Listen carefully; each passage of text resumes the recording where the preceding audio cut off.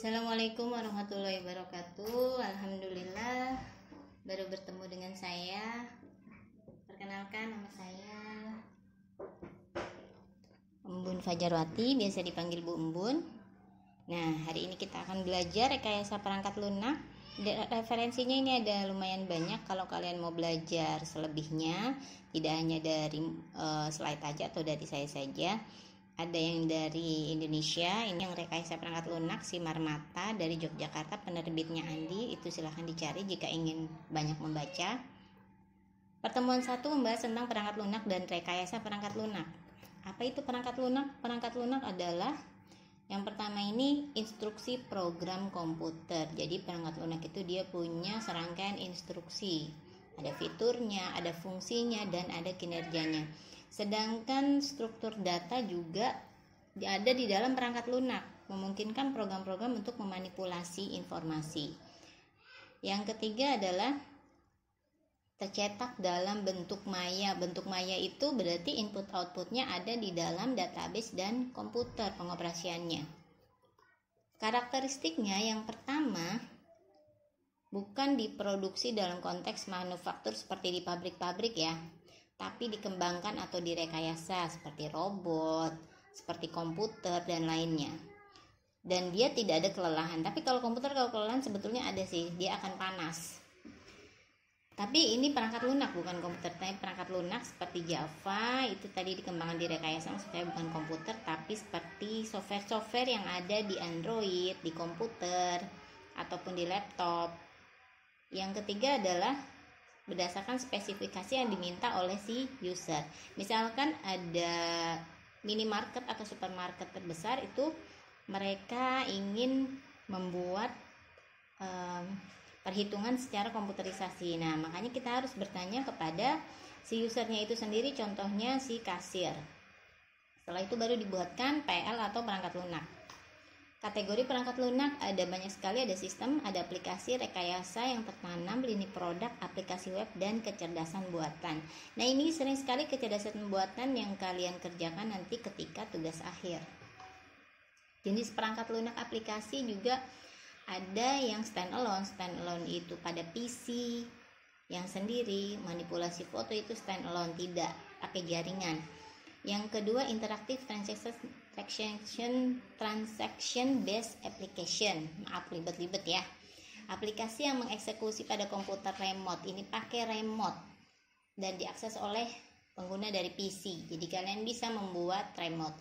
Yang ketiga adalah batch processing system. Batch processing system ini adalah penagihan telepon dan sistem pembayaran gaji.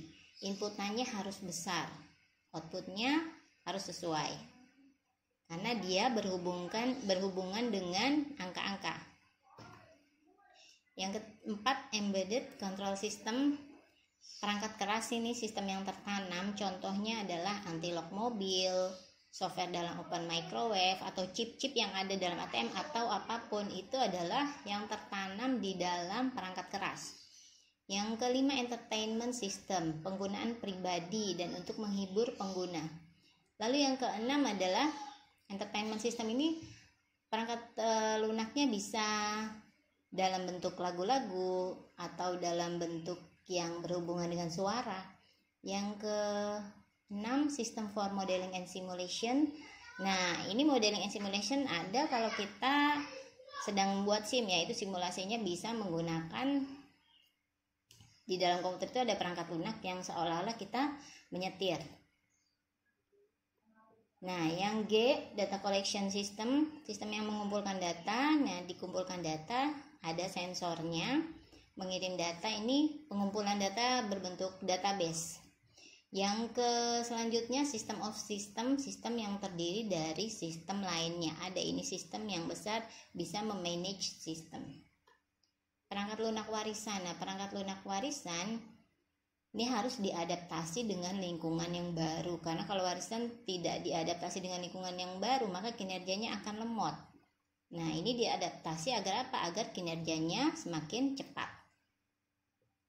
Lalu juga akan bisa beradaptasi dengan basis data yang terbaru atau modern, sehingga dapat hidup lebih lama dan dapat hidup di dalam jaringan komputer. Kegagalan. Kenapa kita membuat perangkat lunak itu gagal? Yang pertama adalah tuntutan dari si user. Nah, kalau kita buat misalkan buat supermarket, minimarket tadi membuat sistem perhitungan, itu ada kegagalan karena si user banyak permintaan. Permintaannya terlalu kompleks. Dan sedangkan deadline-nya terlalu cepat. Nah, itu sehingga membuatnya salah-salah. Yang kedua, harapan yang rendah. Harapan yang rendah adalah banyak pengusaha yang tidak menggunakan metode RPL, jadinya lebih mahal dan kurang dapat diandalkan. Jadi asal-asalan aja, metodenya asal, tidak dianalisa dulu, yang penting jadi. Nah, harapannya jadi rendah. Stakeholdernya dalam RPL yang pertama user ini yang menggunakan, lalu customer yang akan membeli, software developer yang akan mengembangkan, dan developer manager, orang-orang yang menjalankan organisasi. Latar pendidikannya ini harus tinggi, dan development manager ini biasanya usianya juga harus lebih tua. RPL, apa sih RPL? Rekayasa perangkat lunak ini adalah yang berkaitan dengan produksi perangkat lunak dari tahap awal sampai tahap maintenance atau pemeliharaan. Lalu aspeknya yang berkaitan dengan teknis, lalu ada manajemen, ada pengembangan alat-alat dan sebagainya. RPL juga merupakan aplikasi dari pengembangan, operasi dan perawatan. Jadi RPL ini rekayasa perangkat lunak. Itu kalau perangkat lunaknya mau dibuat, direkayasa dulu, didesain dulu sehingga nanti perangkat lunak dapat mudah digunakan.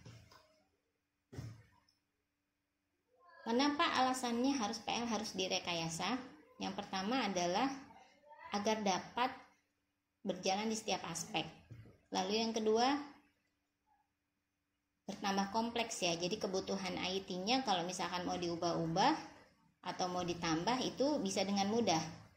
Makanya harus direkayasa, IRT-nya harus betul, LRS-nya harus betul. Jadi nanti kalau ada tambahan baru tidak menyulitkan si programmer atau pengembang. Yang ketiga adalah mengandalkan perangkat lunak untuk mengambil keputusan ya. Jadi dalam pengambilan keputusan, misalkan memutuskan untuk gaji karyawan secara komputerisasi, nah itu dapat mengandalkan perangkat lunaknya, tidak harus manual lagi. Yang selanjutnya adalah nilai aplikasi terus bertambah. Nah, ini jumlah penggunanya kemungkinan terus bertambah, tetapi usia perangkat lunak akan bertambah, maka harus direkayasa sehingga aplikasi yang dibuat tadi warisan itu bisa diperbarui. Proses perangkat lunak. Proses ini adalah sekumpulan aktivitas. Lalu proses perangkat lunak adalah urutan kegiatan dari awal pembuatan sampai tadi maintenance ya, prosesnya bagaimana. Ada 4 proses, ada spesifikasi dulu, spesifikasi kebutuhan apa, lalu pengembangan, ada validasi dan ada evolusi. Nah, proses perangkat lunak masih lanjutan adalah bisa dikatakan definisinya itu proses ini aktivitas untuk mencapai tujuan yang diinginkan oleh si user sesuai dengan proyeknya. Lalu proses juga dapat didefinisikan tugas konsentrasi pada tujuan yang kecil tapi terdefinisi dengan baik. Nah, ini terencana dengan matang. Lalu nanti akan ada kerangka kerja proses. Ya, kita kalau mau bekerja, mendapatkan proyek itu pasti harus disusun kerangka kerjanya, disusun sekumpulan aktivitasnya. Lalu kerangka kerjanya meliputi apa saja? Ada komunikasi dengan tim, lalu perencanaan, pemodelan, ada konstruksi dan penyerahan PL ke pelanggan atau user. Jadi proses PL ini, pembangunan perangkat lunak itu seperti membangun rumah, harus semua direncanakan. Lalu penyempurnaannya juga sebagai penyangga. Jadi seperti rumah ada penyangganya, maka proses PL ini harus ada penyangganya juga. Ini ada dari A sampai H, ada penelusuran, bagaimana mengendalikan proyek agar berjalan dengan baik. Lalu ada manajemen resikonya apa saja. Lalu ada kualitasnya dapat dijamin, PL-nya itu bagus. Lalu teknisnya bagaimana nanti direncanakan, lalu diukur seberapa lama proses PL ini harus berjalan dan seberapa harus berhenti. Lalu konfigurasinya juga setelah dibuat itu, konfigurasi hardware, software itu juga harus jelas. Dan yang selanjutnya ini Kalau misalkan akan digunakan ulang untuk diupdate, itu dapat dengan mudah. Yang selanjutnya, persiapan produk. Kalau sudah selesai, produknya disiapkan, dapat diproduksi. Yang selanjutnya, praktek rekayasa perangkat lunak. Yang pertama, langkah-langkahnya memahami permasalahan. Kita lihat dulu permasalahannya itu apa. Misalkan permasalahannya adalah bagaimana kita membuat perhitungan penggajian ini secara cepat dengan komputer. Siapa yang terkait dalam penggajian tersebut adalah bagian penggajian. Lalu apa saja yang tidak diketahui, kita wajib wawancara bagian penggajian. Datanya, fungsinya, fiturnya, itu apa yang dibutuhkan di penggajian, yaitu absensi, data absensi, lalu data penggajian, data lembur, data gaji pokok, dan slip gaji. Itu data, fungsi, dan fitur. Apakah bisa dipecah menjadi masalah yang lebih kecil? Kalau tidak bisa, ya sudah, secara umum saja penggajian. Kalau bisa masalah yang lebih kecil lagi, contohnya penjualan, itu ada surat pesanan, itu sangat banyak ya penjualan. Kita pecah-pecah lagi, misalkan hanya ingin mengambil order saja bisa.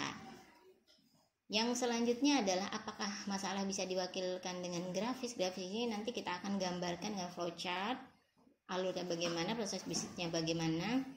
Setelah itu dimodelkan dengan analisis. Analisis ini bisa dengan diagram-diagram UML atau Unified Modeling Language. Merancang solusi. Tadi permasalahan sudah dapat, lalu kita merancang solusi. Bagaimana solusinya? Tadi sudah didefinisikan, solusinya adalah dengan membuat perangkat lunak penggajian, misalkan dengan web atau dengan PHP. Kalau misalkan dipakai di perusahaan itu, maka digunakan desktop saja, tidak usah menggunakan web. Jaringan lokal saja, karena ini penggajian yang kalau web itu riskan untuk di-hacking, di-cracking, dilihat oleh semua orang. Menjalankan rancangan, kita cek apakah setelah jadi perangkat lunak solusinya cocok tidak. Yang kedua adalah kode programnya itu dapat dilacak atau tidak. Kode programnya jadi mudah ya digunakan. Lalu apakah komponen fitur-fiturnya itu sudah tepat atau belum. Setelah menjalankan rancangan, itu memeriksa hasil, diuji semua programnya, diuji black box testing, nanti diuji satu persatu inputannya, tombolnya, dan sebagainya. Lalu fitur-fiturnya sudah sesuai atau belum dengan yang dibutuhkan, dicek lagi. Prinsip rekayasa perangkat lunak. Yang pertama, kenapa perangkat lunak ini harus ada? Untuk mempercepat menghitung penggajian. Sederhana. Jadi kalau misalnya menghitung penggajian, mungkin nanti di aplikasinya sudah ada absensinya otomatis, lalu tinggal di input gaji pokok, lembur, lalu sudah ditotal semua. Itu sederhana. Visinya bagaimana? Mempercepat. Yang selanjutnya, apa yang dibuat akan digunakan oleh konsumen. Nah, itu yang kita buat mudah digunakan dan pasti akan digunakan. Jangan sampai sudah kita buat lalu tidak digunakan. Yang selanjutnya, membuka diri terhadap masa depan. Jadi ini jangan membuat perangkat lunak yang jadul ya, yang kekinian lah kalau bahasa anak-anak sekarang. Dan yang selanjutnya adalah selangkah ke depan sehingga dapat tadi, jangan yang jadul, kekinian. Yang selanjutnya review dari si pengguna bagaimana, apakah mereka sudah menggunakan dengan mudah. Kalau belum dengan mudah, kalian tanya apa kesulitannya, lalu bisa dikembangkan lagi. Mitos-mitosnya yang pertama adalah ada buku yang standar dan prosedur. Nah, jadi ada manual book ya. Tapi belum tentu manual book tersebut bisa dimengerti oleh orang, itu realitanya. Yang kedua adalah jadwal sudah tertulis tapi tidak bisa, realitanya tidak bisa sesuai dengan tepat karena jumlah programmernya bertambah. Itu akan semakin lama karena orangnya harus berkoordinasi lagi. Lalu mitos ketiga adalah menyewa orang ketiga. Tetapi kalau menyewa orang ketiga ini akan lebih sulit lagi karena mereka harus bertanya-tanya lagi bagaimana sistemnya, belum memahami sistem yang sebenarnya, itu realitanya, makanya akan lebih lama. Mitos pelanggan yang pertama adalah pertanyaan tujuan umum untuk menulis program, tapi pada realitanya adalah kebutuhannya ini selalu berubah-ubah. Misalkan pelanggan maunya hari ini A, besok dia katakan B. Nah itu. Yang kedua ini terus berubah-ubah tadi ya, seperti tadi ya. Hampir sama A dengan B. Jadi komunikasinya harus yang efektif. Kadang-kadang komunikasi pelanggan dengan manajemen ini beda ya. Mitos praktisi ini adalah yang membuat program, lalu kalau kita menulis program itu dianggap sudah selesai, padahal belum. Menulis program belum selesai karena harus revisi lagi. Yang kedua adalah mencetak adalah program yang sedang berjalan. Realitanya adalah harus banyak yang berhasil, banyak unsur RPL yang berhasil. Jadi bukannya program itu jadi dan bisa langsung jalan, bukan, karena harus dipraktekkan dulu ke customer. Banyak unsurnya yang membuat program itu berhasil, seperti jaringan, mungkin dari hardware-nya dan sebagainya. Lalu yang ketiga adalah itu akan memaksa kita membuat dokumentasi seperti tadi, manual book ya. Nah, ini bagi praktisi itu sangat malas sekali membuat manual book karena terkesan tidak penting dan akan memakan waktu yang lebih lama. Jadinya dia kurang fokus dalam membuat programnya. Latihannya silahkan dikerjakan 1-5, jawabannya saja di My Best, di Word boleh. Jangan sampai telat pengerjaan. Semoga apa yang saya jelaskan hari ini dapat bermanfaat. Saya akhiri dulu. Assalamualaikum warahmatullahi wabarakatuh.